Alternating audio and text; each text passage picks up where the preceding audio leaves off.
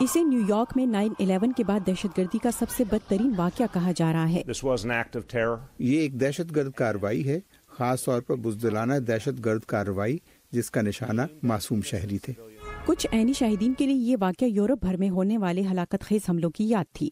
جب یہ واقعات کہیں اور ہوں تو ہمیں ان کی شدت کا اندازہ نہیں ہوتا، لیکن جب یہ آپ کے قریب ہوں تو ظاہر ہے یہ انتہائی دہشتناک اور تکلیف دہ ہے، اور آپ نہیں چاہتے کہ ایسا کسی کے بھی ساتھ ہو۔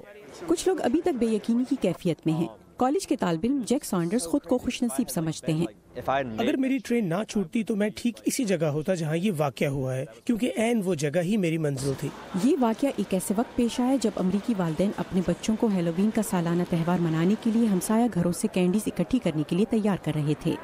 بچے ٹرک اور ٹریٹنگ میں مصروف ہیں اور بم سونگنے والے کتے بھی بلڈنگ میں ہیں۔ بچوں کے لیے ایک معمول بن چکا ہے، لیکن شہر بھر میں والدین کا عزم تھا کہ یہ واقعہ بچوں کے ساتھ ان کی شام کی تقریبات میں رکاوٹ نہیں بنے گا۔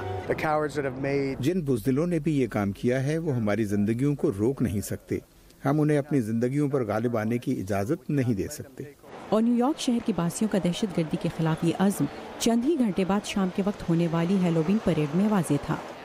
ہم اس صورتحال سے گزر چکے ہیں، ورلڈ ٹریڈ سینٹر پر ہونے والا حملہ، ہم اس سب کا اتنا زیادہ سامنا کر چکے ہیں کہ اس کے عادی ہو گئے ہیں، اور اب ہم بالکل خوفزدہ نہیں ہیں، وہ ہمیں روک نہیں سکتے۔